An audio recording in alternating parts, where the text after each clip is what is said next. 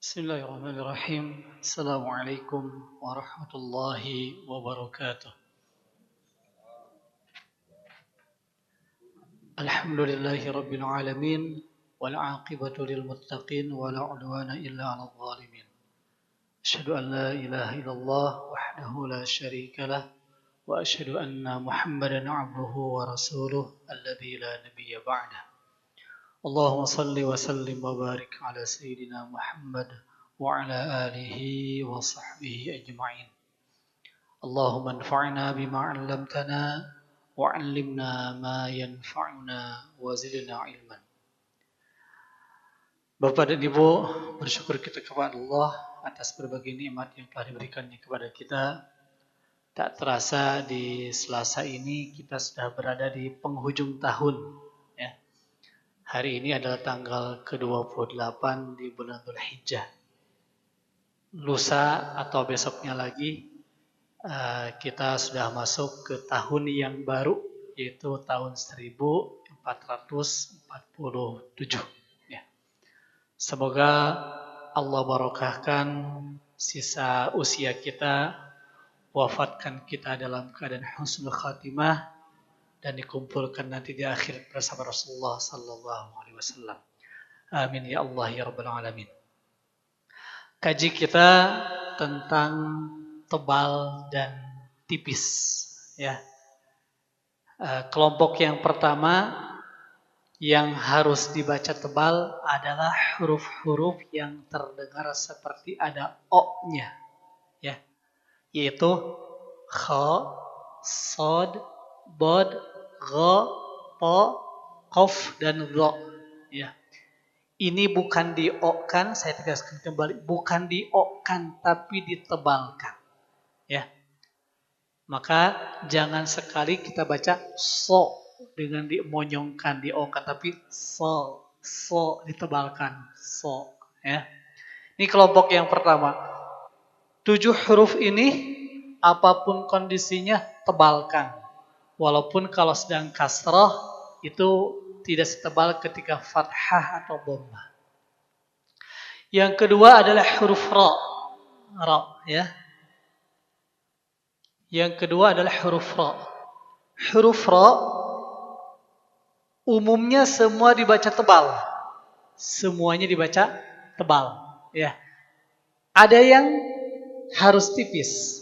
Ini umumnya tebal, tapi ada yang harus dibaca tipis. Ketika apa? Pertama, ketika ra-nya berharokat kasrah. Jadi kalau lagi fathah, ra, lagi dhammah, ru, tebal. Tapi ketika kasrah, jr, dibacanya ri. Tidak boleh ri. Karena kalau tebal jadi ri, ya. Ini mah ri.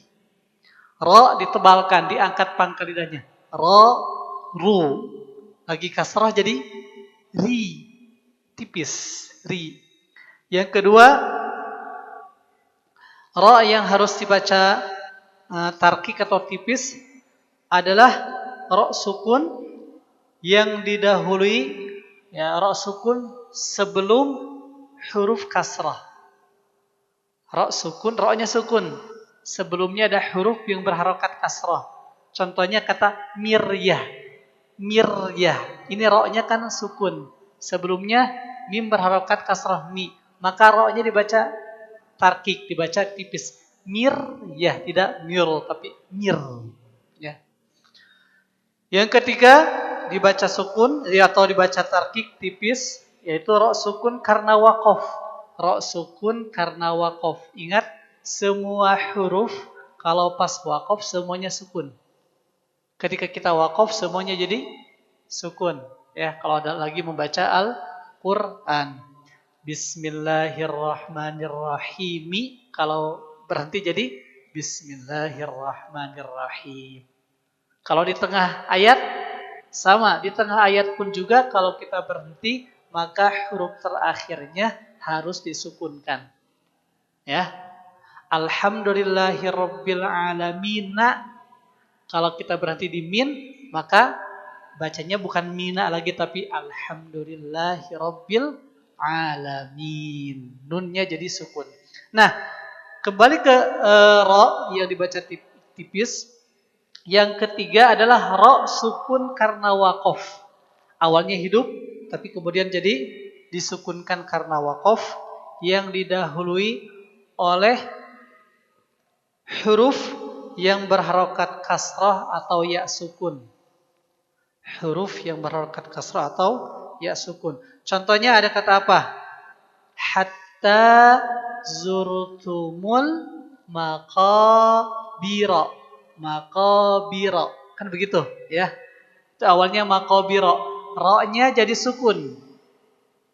Karena bi-nya berharokat kasroh i, maka ro yang sukunnya jadi tipis.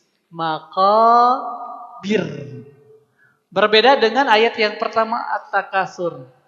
Alhaakumut takasur. Sur, dia tebal. Karena sebelum ro yang disukunkannya itu hurufnya berharokat dhammah. Alhaakumut takasur. Tapi ayat yang kedua, karena sebelumnya berharokat kasrah, maka jadi tipis. Hatta zurtumul maqabir. Bir. Tipis. Coba-coba dipraktekkan ya. Dari ayat pertama yang tebal. Alhaakumut takatsur. Mangga.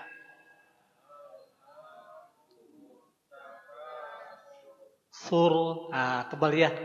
Yang kedua, hatta zur. Ketika zur dia tebal. Hatta zurtumul maqabir. Mangga.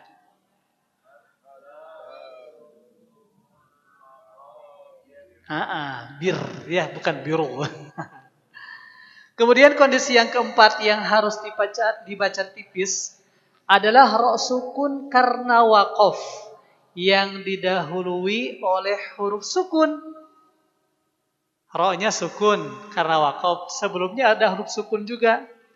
Dan sebelumnya didahului oleh huruf selain huruf-huruf yang tebal. Huruf isti'la. Contohnya ada kata di kata contohnya nih. Wala bikrun. Wala bikrun. Runnya kita sukunkan. Ya. Bikrun. Bikrun. Ya. Runnya kita sukunkan. Tapi sebelumnya juga sukun juga nih. Ya, kumaha macan atau. Sebelumnya huruf berharokat kasrah. Maka si ro yang ini terdengarnya harus tipis. Wala bikr. Wala bikr. Ya. Beda dengan surah setelah at-takasur apa Pak, Bu? Setelah at-takasur surah al-asr. Wal asr, ya. Kalau wal asr itu dia karena sebelumnya huruf istilah shad, ya, maka bacanya bukan wal asr, ra-nya tipis tapi tebal, wal asr, wal asr. Ya, kalau ini wala bikr, ya, begitu. Begitu ya untuk ra. Nah, kemudian ada lagi kondisi di mana ra itu boleh dibaca tebal, boleh dibaca tipis. Kalau yang 4 barusan ini harus dibaca tipis. Ya, yang selain itu dibaca tebal. Ini ada 3 kondisi di mana kita boleh baca tipis, boleh baca tebal si ra-nya. Ya. Yang pertama adalah ra sukun lagi nih, ya. Yang didahului oleh huruf berharokat kasroh dan sesudahnya huruf isti'la berharokat kasroh. Aduh, panjangnya kumaha tah. Contohnya gini. Ada kata firqin. Ya. Ra sukun nih. Ya. Sebelumnya didahului oleh huruf berharokat kasrah. Ini kan kasrah. Setelahnya huruf isti'la, huruf ini. Huruf yang tebal. Maka ro ini boleh dibaca firkin, boleh juga dibaca firkin. Ro-nya boleh tipis, boleh tebal. Firkin boleh juga firkin. Mangga telangkung ya. Di sini ya. Kondisi yang pertama. Kondisi yang kedua, boleh dibaca keduanya tipis atau tebal adalah karena ro sukun karena wakof. Ro sukun karena wakof. Yang didahului oleh huruf isti'la sukun. Huruf isti'la sukun ini. Isti'la sukun. Ini ro-nya sukun ya.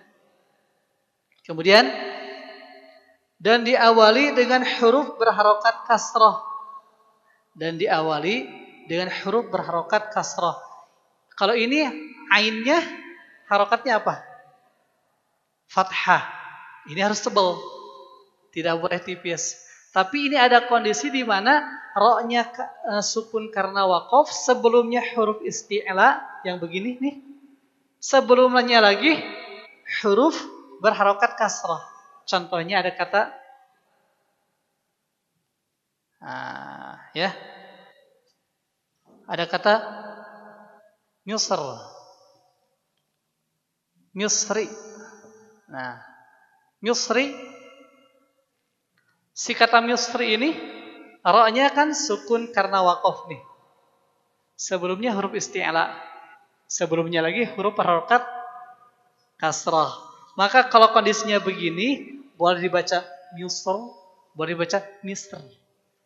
Ro-nya boleh tebal, boleh tipis. Kalau ini harus tebal. Wal asr. Begitu.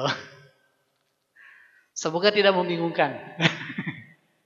Terakhir, ro yang boleh dibaca tebal sama tipis adalah ro sukun karena wakof. Ro sukun karena wakof. Dan setelahnya terdapat huruf ya yang terbuang. Nah ini memang perlu ada pemahaman yang lumayan terkait dengan bahasa Arab ya. Karena seringkali kita nggak ngerti ini teh huruf-huruf ini tuh sebenarnya seperti apakah gitu. Nah kalau kita kan biasanya praktisnya saja ya. Ini ada contohnya, ada kata adabi wa nudhuri. Adabi wa nudhuri. Wa nudhuri itu sebenarnya wa nudhuri. Ini di sini sebenarnya ada iya yang terbuang setelah ri itu. Tapi dalam Al-Qur'an ya-nya tidak terlihat. Tidak diperlihatkan ya. Kita bacanya wa nudhur, adabi wa nudhur. Nah, ini sebenarnya boleh wa nudhur jadi tipis juga boleh ya. Tidak naon lah ya. Kalau yang pilihan mah pokoknya mah ini mah karena apa namanya itu perlu saya sampaikan terlebih dahulu biar nanti kalau ada kondisi-kondisi yang jadi bahan hakia bacana kita setidaknya tahu dulu lah ya. Intinya untuk ro itu simpelnya, sederhananya ro itu juga tebal dan harus dibaca tipis kalau berharokat kasroh atau sebelumnya huruf berharokat kasroh ya, atau ro sukunnya wakof didahului oleh huruf yang berharokat kasroh. Itu pokoknya mah yang terkait dengan kasroh ro itu dibacanya tipis. Terkait dengan fathah atau dhammah dibacanya tebal. Gitu aja lah simpelnya ya. Tentu ini tidak cukup dengan penjelasan seperti ini. Bagusnya memang ada prakteknya. Ya semoga lain kesempatan kita bisa mempraktekannya. Insya Allah. Semoga apa yang kita bahas ini menjadi ilmu yang berbuahkan amal yang ikhlas bagi kita semuanya. Subhanakallahumma bihamdika asyhadu an la ilaha illa anta astaghfiruka wa atubu ilaik. Assalamualaikum warahmatullahi wabarakatuh.